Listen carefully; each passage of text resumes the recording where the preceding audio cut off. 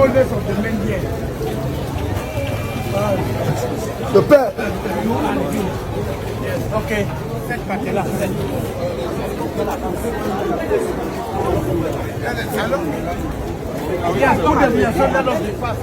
venez libérer.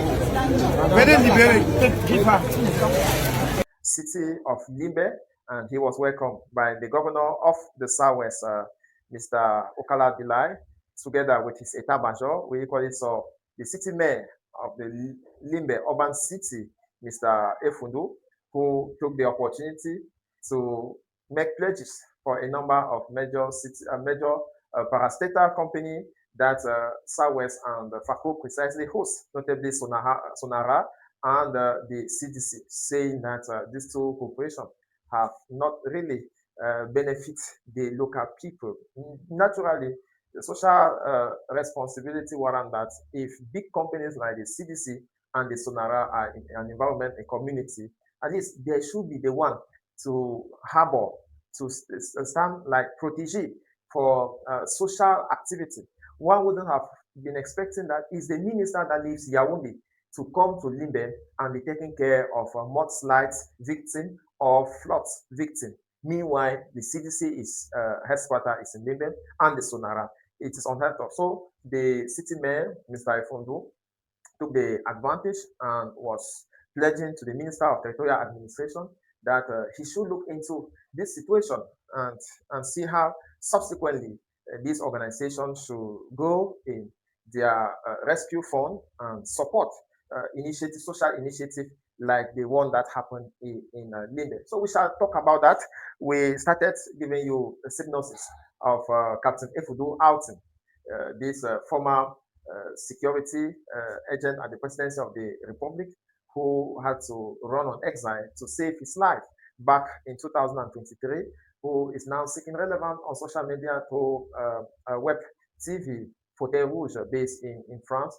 He has now made up to 4 appearances indicting high state official, notably Secretary General at the Presidency of the Republic, Ferdinand Gongo, and equally other major general like the Admiral Fuda. So amongst other, we shall talk about the female lionesses who just qualified for the African Jamboree in Morocco.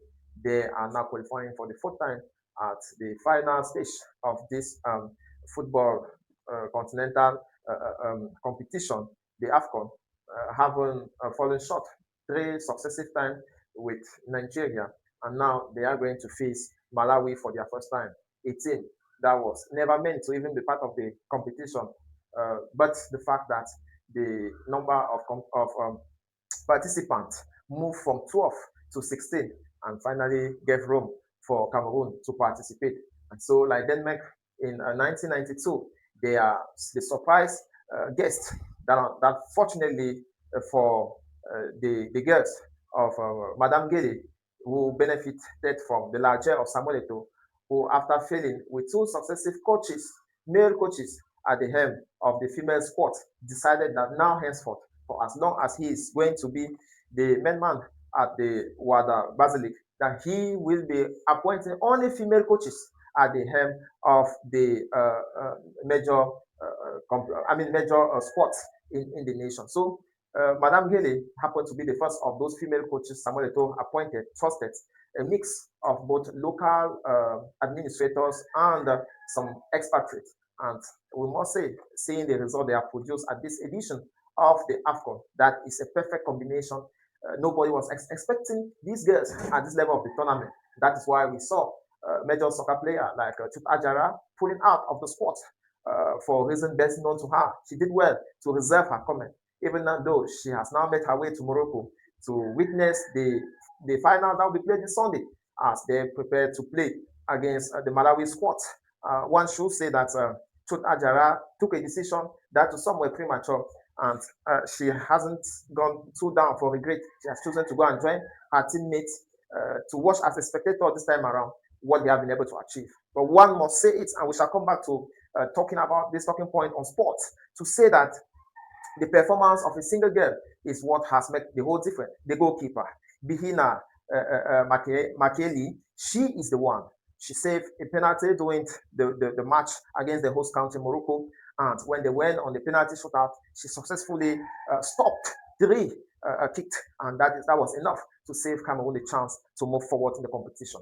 And that is why we quote it as the final whistle of that game. We said it that it has always required a handpick of people to change the direction or the fate of a generation. Don't always wait until the whole community is with you before you make a move. Sometimes one or two people, sometimes three at most, is enough to change the perspective of a family, to change the perspective of a tribe, to change the well-being of an entire nation. And so, thanks to Bina Makieli, today Cameroonians are boasting and hitting their chests that they are back. They are back as an African giant to, at the same time, rewind the glorious days of the past, but equally to make some prognostic about the future. That's as far as sport is concerned. And so I'm not alone in the studio. I'm being joined by Ferdinand. Good morning and welcome. SolarFight, built for African businesses. Excel, QuickBooks, Sash, Odoo, that is what you have known for now, but you have other options. Does your software truly fit the way your business operates? SolarFight is built around OHADA accounting. Record your daily transactions and keep your accounts organized within an OHADA compliance system is what SolarFight does. And when it is time to report, generate your annual tax and financial reports, including the DSF, directly from your financial records in just a few clicks. Less manual work, less repetition. But SolarFight is more than accounting. It manages sales, point of sales, inventory, purchases, customers and suppliers, cash and banking, human resource and payroll, all connected in a single system. Whether you run a pharmacy, a restaurant, a shop, a distribution company, a higher institution, an NGO, or professional service, SolarFight brings your operation and accounting together. Access your business from your computer or phone now. Get the information you need on time. Use AI where it adds value. And understand your business without always depending on an accountant to explain the numbers. You don't need software built for someone else's business. You need software built for yours. Join the business is already powered by SolarFight. OHADA system, OHADA accounting, business management, one connected system, SolarFight. Visit solarfightonline.com for more details or text us on WhatsApp on 237 676 005 090. 237 676 005 090. SolarFight, making business operation easy. Good morning, sir, and thank you for that elaborate intro. You have highlighted what will be our interest today, and as usual, with the Cameroon Wahala, we are here to inform, we're here to challenge, we're here to inspire, and also to disrupt the thinking. So today we'll take on these few topics, and it's a discussion, and we have our analyst, the mayor, who is Mayor Cyril. And so we'll be diving into look at these issues I just highlighted. First, welcome to Cameroon Wahala, the only place where we go to the real issue. We don't only come to ask questions, we analyze, we provoke you to go do further research and also to challenge us with your comments and disagreement, because that's why we're here. So we want to talk today to bring the conversation right to what people are discussing in the quarters. And the first thing is what has happened just beside us, the Limbe incident. Recent flood led to landslide and many persons, sorry, they're dead, I would say that way, which is a fact. But we cannot bring them back to life. But we can think of what went wrong, who is to blame, and what has been done. Can we say what has been done is enough to prevent this from happening? And so today we want our analyst who has been following this story for a number of days. If you go back and check on our channel, we've been discussing this, to give us an insight. So today we're asking what is really happening in Cameroon, and why do many ordinary Cameroonians continue to suffer from incidences like this? We have this in Limbe. We can't forget that what happened in Buya a few years back, where they flowed from the mountain came down. And so as somebody who is very meticulous, who is interested in changing the narrative, the governance structure, and making sure that these issues are addressed, maybe our officials will be watching us and not only condemning but also suggesting. What do you have to say? Who is responsible for this calamity that we find ourselves in Limbe? Of course, thank you so much, Ferdinand, for your interest. So issues that plague our social life in our community. We are not going far to dig. We are taking issues around us. And now is a Limbe mudslides and the flood incident that claimed 4 lives. The intention is not to bring those lives back, it's to question the response that our governing structures address. First, we saw a donation of 7 million from Minister Nalova Lyonga early hours of this flood. We saw the visit of the city mayor, Ifumu, of the Limbe City Council early hours, and he accompanied the Minister of Territorial Administration recently. It's not been 24 hours that Paul Atanga Nji settled in Limbe.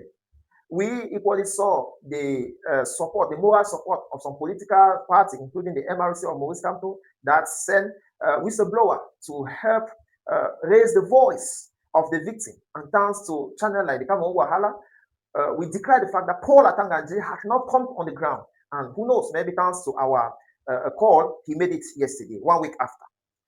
Now, in other countries, as clear as the city mayor was trying to point out to the minister, the companies, the industries that are locally based are supposed to have, as part of their budget, social responsibility that each time flood incident like that happen, they provide those funds for resettlement. Yes, let me come in before we get to who is doing what. I want you as to situate us, because I'm asking myself, looking at what happened, who is to blame? Is it just a natural disaster?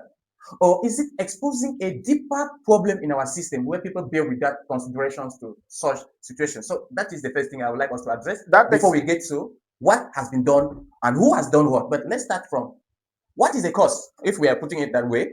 Is it because people just build anyhow? And if people just build anyhow, who is responsible to decide where somebody can build a house, and why did the person not take into account where this house is? Or we should say it's just a natural occurrence, and so it's bound to happen. Coastal cities have what we call risk zone. Okay. And it is not news. In the urban plan of every council, the risk zone is well carved out. There's a national risk zone map that exists, and local council have them. So all councils, notably, especially those that are proximate to the ocean, have this risk zone well carved out. And it is the responsibility of the council and the city council to grant building permits. So those who are in default, who accepted population to settle on risk zone, are the first people responsible for the life that were claimed and the previous one. It is the irresponsibility of our city mayor and the local mayor who failed in their assignment. That is where everything starts. If they were responsible, as the MRC proposes to behave when they will be given the chance to rule, then we wouldn't have been here talking about trying to cash up with human faults. These were things that are predicted before. They did not only fail at the level of the prevention, but they equally fail at the level of the preparedness. Before the rainy season, we have a long period of about 9 months of dry season. At this period, the drainage system is supposed to be clear and redirected. They don't have to wait until when rain starts pouring before they think of emergency situation. So to answer your first question about who is to be blamed, whose fault? Both the local council and the government. So that is how we can enter the subject. They failed initially to plan the town or to respect the initial layout of the town, refusing people to settle at risk zone, at places that have been carved for water drainage system or have been carved for other greeneries. For a town is not only for settlement. A town also has other empty land that is used for other activities. And Limbe is one of those cities that so many parks don't have to be built. But unfortunately, when they allowed human activity to interpret with environmental activity, that is where you have a situation where the water roads are blocked. Because one thing that is not well explained is what happened is that water roads are blocked. So when water roads are blocked, when rain comes, they are forcing their way. And it's in the process of forcing their way that they cause collapse, because the pressure that comes. If you build on water roads, the water hardly diverts. It might, when the rainfall is light, it might give you the impression that it's diverted. But subsequently, when it comes to pressure, it's going to fall through the wall that you have built. So that's what happened. Okay, thank you for that explanation. And I think if I heard you well, we see that our local administrators who are responsible to ensure that buildings follow standards to carve out the red zones are the primary people we should be should held responsible before we look further. Now, that's it. We can undo, but ministers come, ministers inspect, they make promises, but what changes? For instance, we have seen so many government officials. You just mentioned that one of the ministers offered a sum of 7 million francs CFA to help.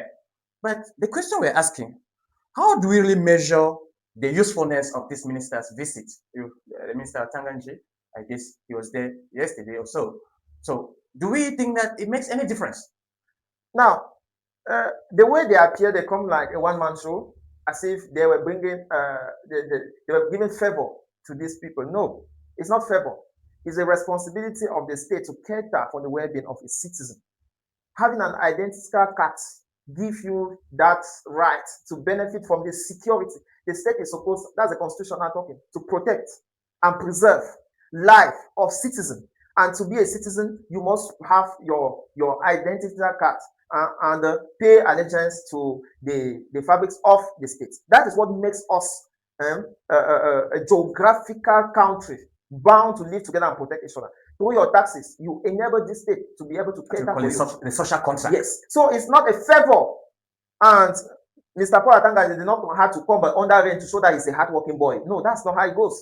Because with some people rather focusing on the fact that he's under the rain and trying to sweat or talk mixed French and Banga English. Or no. It was not a one-man parade or a show. The essence of that activity was not meant for cameras. But unfortunately, we live in an environment where ignorance has gained momentum. The majority of the people don't have the privilege to belong to Cameroon Wahala, where they can feed them with truth and sincerity. With fact that has been verified. And that is why you see all these channels, they focus on giving them fake news that are caricature. That only gives them the impression that the minister loves them so much, or that President Paul Biya is giving them a gift. From where?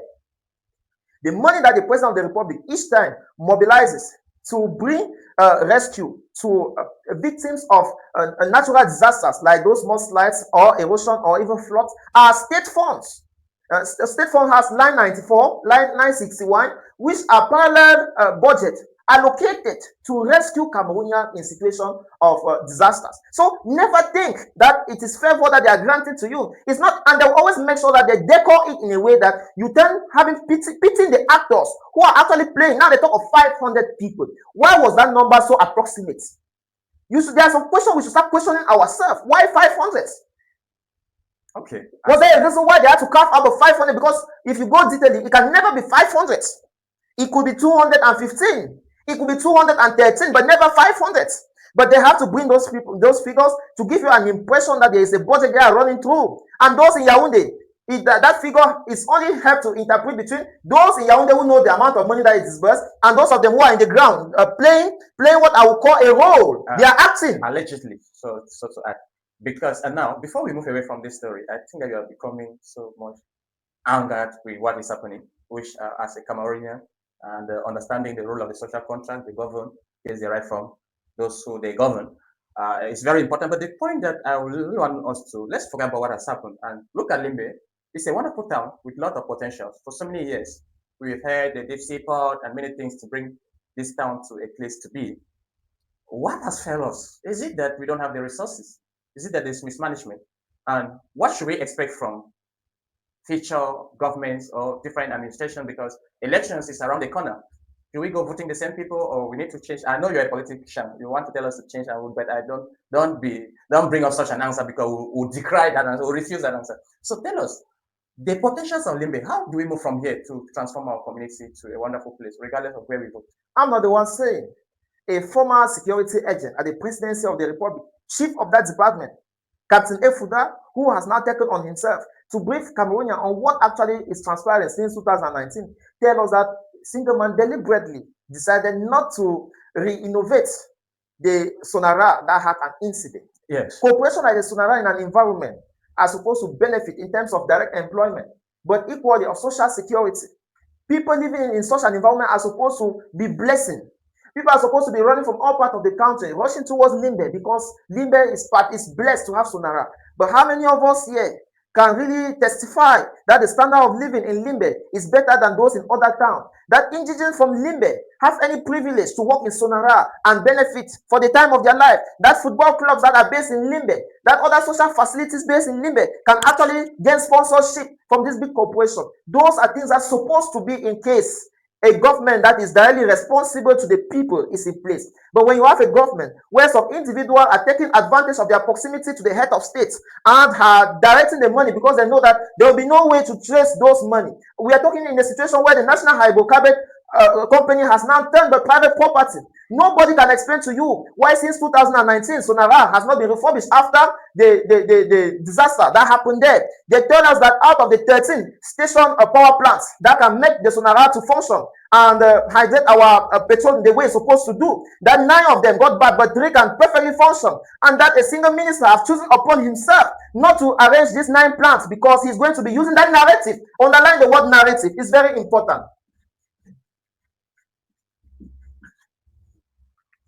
He's going to use this narrative to keep luring both the people and the international community to make them know that Sonara had a disaster, and since then they are restructuring, they are rebuilding. Rebuilding is not a word new to you with the Anglophone crisis. You must have heard you rebuild.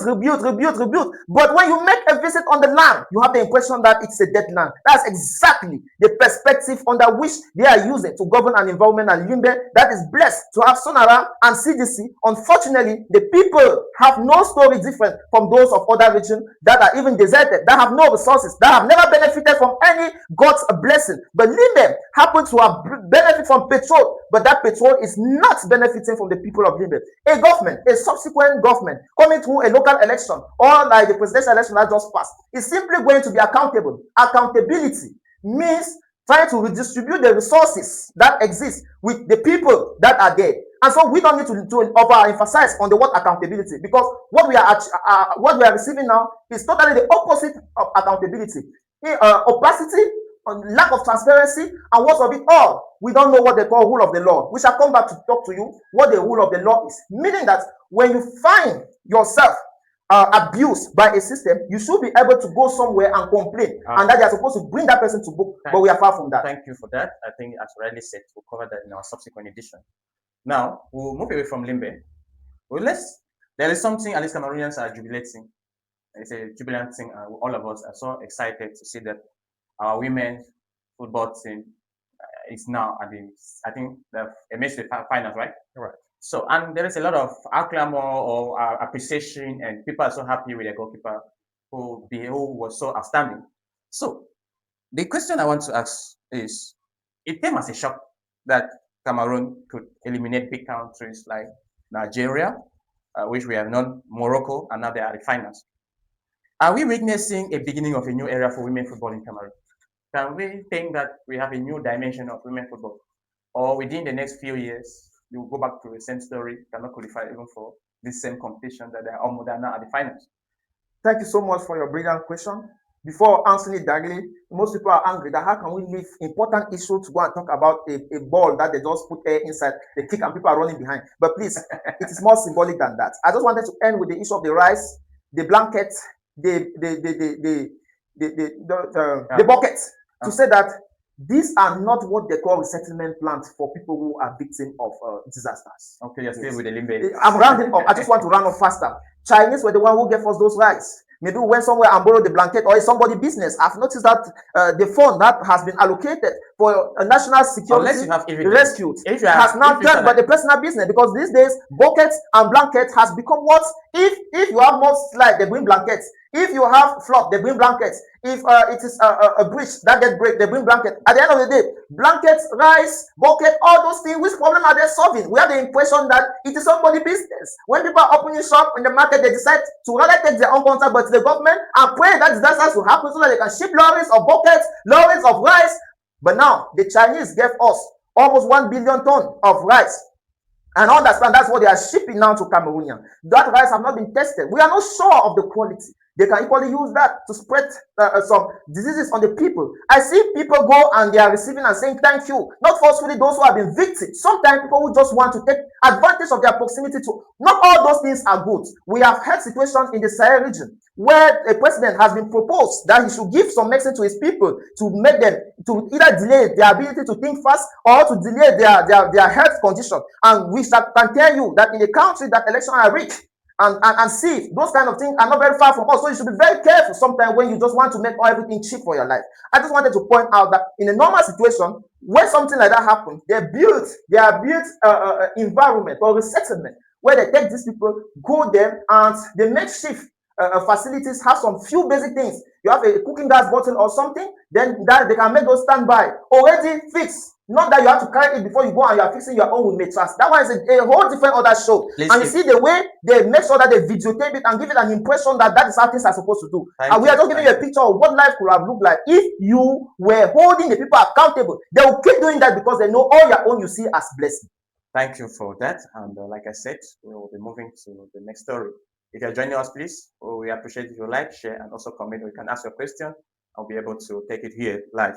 So now on to football or the women's. Right. Football. What's your take on the whole? Your question was asking whether should we consider that it's a new dawn for Cameroonian football. Exactly. One would have wished, if you see the letter of the Minister of Sport and Physical Education, Professor Narcissus Mwelekombi, he said that hopefully he congratulated the Lionesses for their outstanding performance, assuring them the financial facilities that the state has mobilized. We're talking close to 3 billion, going to 4 billion that has been mobilized to cater for these girls, and how their match bonuses keep increasing as per their performance. So while we are jubilating, the girls are actually making real cash from our hard-earned money. We should never forget that everything that is happening there is from our money. And that is why we have the responsibility not only to jubilate, but to question how that money is used. Once I've said that, I want to now come back to the euphoria, because I shouldn't snatch you from enjoying a moment. A moment is worth celebrating. Do you know why? Because since 2004, Cameroon has repeatedly reached the final of this major competition. 2 more other times, 2014 and 2016, meaning there are so many generations that have not been fortunate to live a final between Cameroon and any other country. Cameroon has hosted this competition before. It was in 2009. The best we could do was to reach semi-final. The generation that is today reaching the final with a high potential to win, it stands to a single woman. I think this is a team sport. Yes, but when you see some performance, you are not far from thanking God to have put that particular girl and that particular team in that particular moment. And she's very calm. But she's going to gain a momentum and gain a fame like every other person who has won national level. The problem we pray is that the fame should not reach the level of ego that Samuel Eto'o and other people have.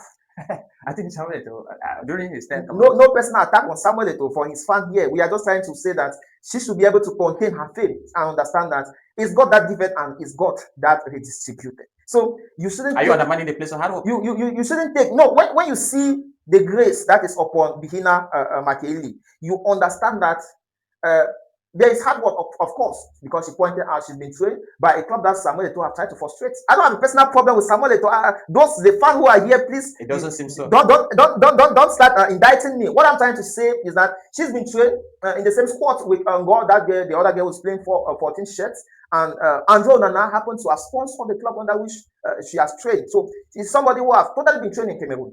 Now, I want to talk about her performance and how singly she's the one driving the wagon. Listen, it's not easy in a major tournament like that one to stop a penalty shot. Yeah.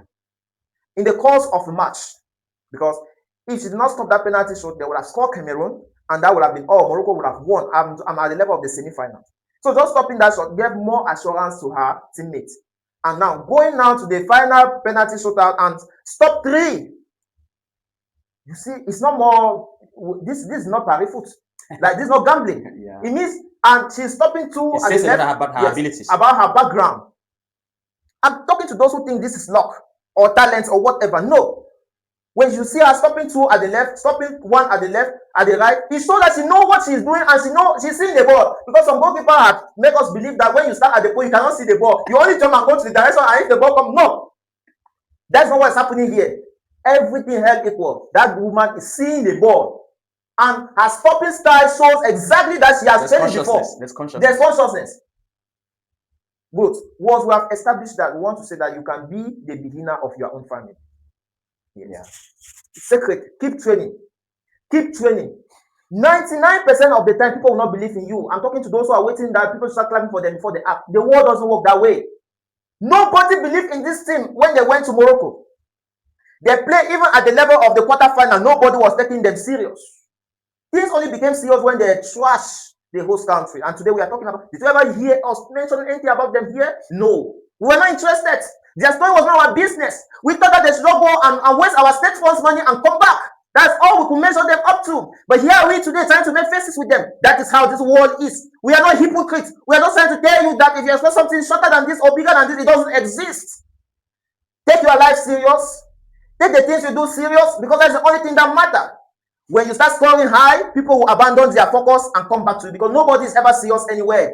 You just have to prove that you are more focused than them, and they will abandon what they are doing and start following you. Oh. I'm just trying to tell you that Bihina is not the prophet. Don't open a church and put it Bihina because you think that God will grace you because of that name. No, it is hard work. It is sleepless nights. It is so many hours of training that can make somebody follow a ball that she's seeing at a distance of barely 8 meters. Okay, thank you very much. And I know that our listeners and our viewers are much appreciating the inspiration. Now, if you're joining us, please just like, share, and comment. I'll be happy to take your comments. And so now, another question that I would like us to address before we move on. Like any team, we look at the resources spent when it comes with respect to football, the national team and the women team. There is a lot of disparities. Why do some people have argued that we don't really treat the women football, giving it the same glory as we do with the national team? And seeing how these women are performing, we're more happy with their performance compared to the national team that could not even qualify for World Cup despite all we put in. So should we now start thinking that we don't give a lot of credit to the men's football team and under-evaluate the women's football team? Your question takes us to governance. And the team coach, Madame Ngele, said it her own self that women should not be reduced only as actors of the field. Space should be created for them at the level of the management. And she was right. Before her, we had 2 team managers whose performance came very far from her performance. For her first time, she's taking the team to the final stage and with high potential possibility to win. And so even if she comes second at that tournament, they are already qualified for the World Cup. So we should be able to say that, yes, our current system favor more masculinity, a kind of patriarchal society. Samuel Eto'o, that is where he scores votes. He took a vow that he is going henceforth to be appointing only female managers at the helm of the female squad. It's always a positive initiative. And we really see Samuel Eto'o's desire to work with women.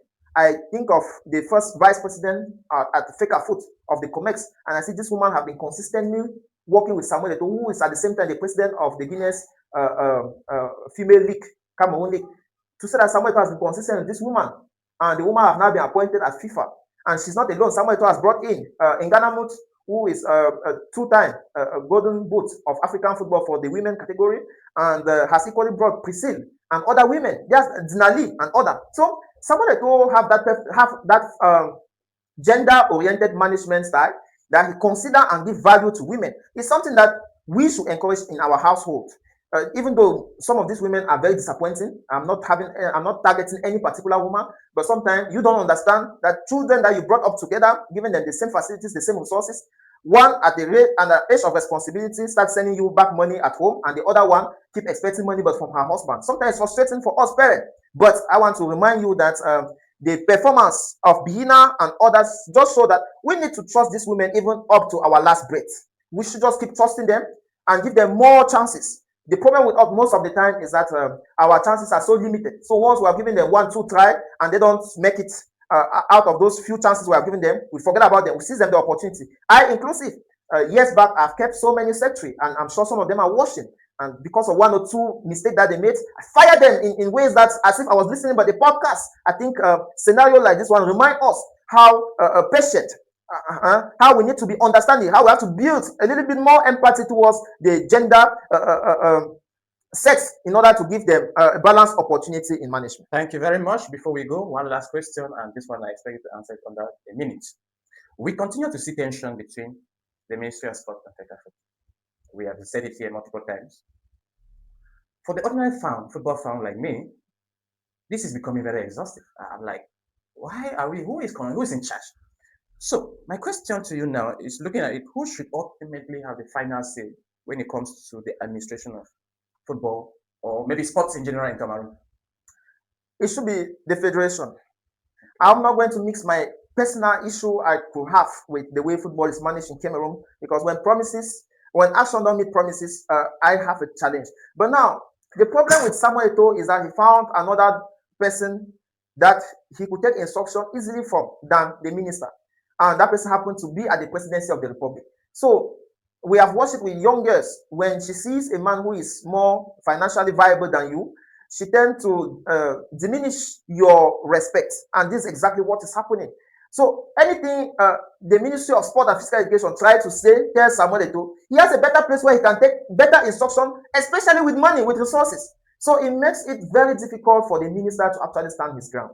But we work in an environment where there are people that when they observe that, they are very, very bitter. They think that the state is undermined. They think that the procedure, the administrative procedure are sabotaged, and they are not ready to take it for whatever reason. Samuel Eto'o have not have a history, mandate or management. He has had a lot of obstacles, human-built obstacles, just to frustrate. But people like me keep asking him only for results.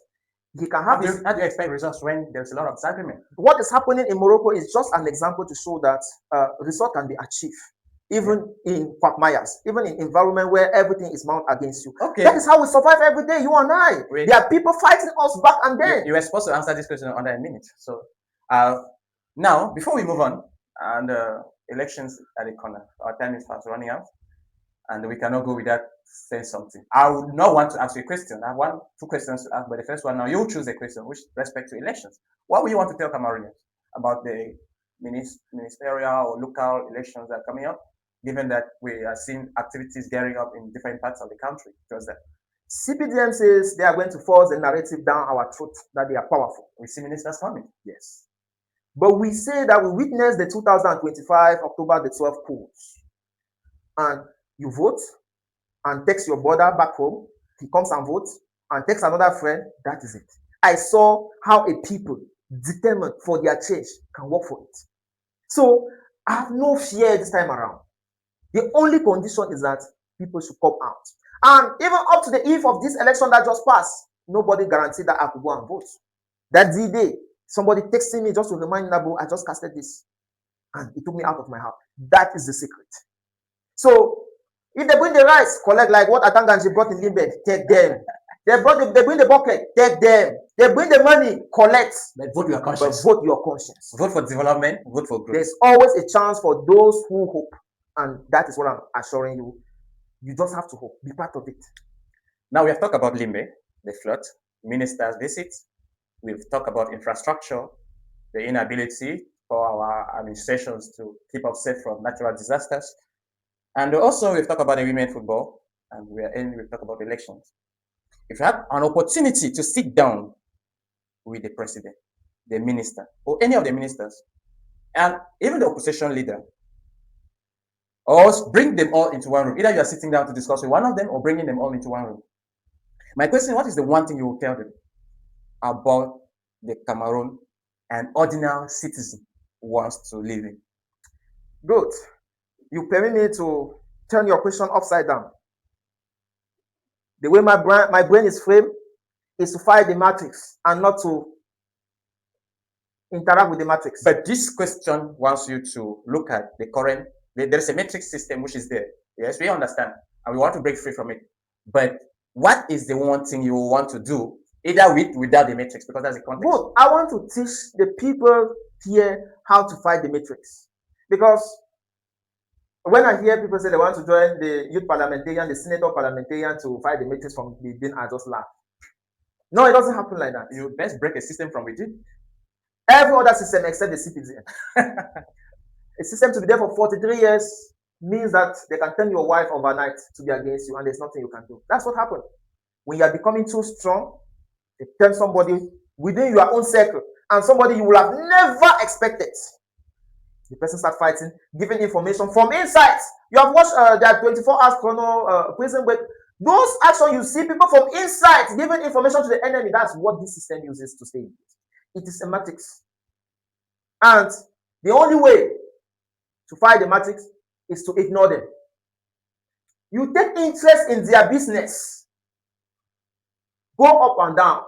They are going to cripple you the moment you want to open your eye. The more people who are frustrated in this country are not even people of the opposition. They are people within the system who thought they should only leak. I just want to be civil servant for 10 years, then I do. No, you don't follow with a system like this. You are going to where? How? You see, come and you want to build hope that we are going to catch you. Check, see all those uncles that back 10 years ago, they were looking mighty. What have they become 10 years after? You don't joke with a matrix like ours. It fumbles, it gives you, it elevates you, and the more higher you go, the more disastrous your falling will be. So how do we? How do you do? You start with yourself. Personal development. Start with your health. If you are not healthy, you cannot play with your own children. And as you are not playing with your own children, you are transferring anger. And anger is a toxic energy. And they will use that anger to drive their opportunities. They will keep thinking that what the other person is holding is better than what they are holding. Why? Because you, their guidance, you have never created space for them. You are rushing after money. You are rushing after things that you have, but you are not conscious that you have it. Have you ever seen the function of your phone? Have you ever sat down to Google other things this same phone could do? Sometimes you think you need two phones because you want one that once you are typing, the other one can be snapped. But that same phone can do those two same functions at once. The problem with us today is that we don't know that our brain can serve us things that we are looking from the other person. We keep rushing to the other person even when we are not exploited to full potential. What dwells in us? To be able to search deep in us, we must be in good health. The problem today in life is that those who don't have keep expecting. They are drowned in overthinking. Those who have are suffocated. They eat until the only next option is to go to the toilet, and they spend their time between drinking and easing themselves. So at the end of the day, they have no time to think. Okay. Fight the matrix by striking a balance. I think most moments that you are clear off, your head is open, and you are either reading or listening to a podcast. That's the only way out. Free yourself before you try to free others. You heard it from Mayor Siri, and we're at the end of this edition of our podcast or our show. Now, before we go, let me give a recap. We have discussed the situations plaguing Cameroon from Limbe, the minister's visit, the inability of Sonara to help, and the so-called blanket stab operating. But one of the messages we want to leave you with is simple. To succeed in life, you don't necessarily need to depend on the system, and because it's the matrix system. The matrix system is that that you work within some confines, but that you can develop your potentials. You can optimize the opportunities that you have. Maybe just your phone is enough. There are many persons who are living lives because they're making good use of their phone. And I just want to add to that with AI now, there are lots of opportunities than before. Knowledge is available. You can learn any skill. You can learn even content creation, podcasting. You can learn to do a lot of things with your phone. So don't complain. Don't keep thinking that government will change. I see a lot of people celebrating, thinking that government will change. But that is not what will bring us to success. So as we are going, how can you become better? It's through personal development. And we pray that you like our podcast, share so that we cope, because we are not only talking about issues, we are also bringing to you strategies to build yourself, strategies to become somebody useful. That is one of our calling. Whenever I'm talking with him, he always wants to go back to personal development. He will talk politics and dive into talk about the mindset. And so I think that we are at a point in our country and the world at large where developing yourself is the best thing you can do, and nobody can do that for you. Reduce the time you have spent sleeping, and maybe read a book, learn a new skill, because that is the best thing you can do for yourself and our generation. Let's not keep blaming. Let's be valuable, and success will be us. And so thank you again. Share, like, and comment. I'll be happy to have you next time. And to our great analysts, what do you have to say? One word. This podcast has been sponsored by SolarFight. SolarFight is this platform that enables you to stop complaining about your stock position in your private business, in your private firm, anything financial, accounting, solar fight is that one-stop system that once you introduce it to your business, then you can go and sleep and be sure to track everything that is happening. Even that you should be in town or you are out of the town, it is connected with your phone. And through little notification, you can get to know whether you just made a sale or one stock has just been released from the warehouse. How does it function? The link in the comment section help you to get in touch with our team, and I'm sure the problem you have with your stock management is going to be a pass as from now. Thank you for being there. It's always a pleasure. You can also be sponsored to this program because the only way you can stay independent and target a group like you is by getting people who trust our time of investigation, who trust the time we put in reviewing the different sources that we have. To always bring something to you that will elevate you instead of setting you more depressed. Thank you and blessed day. See you next time.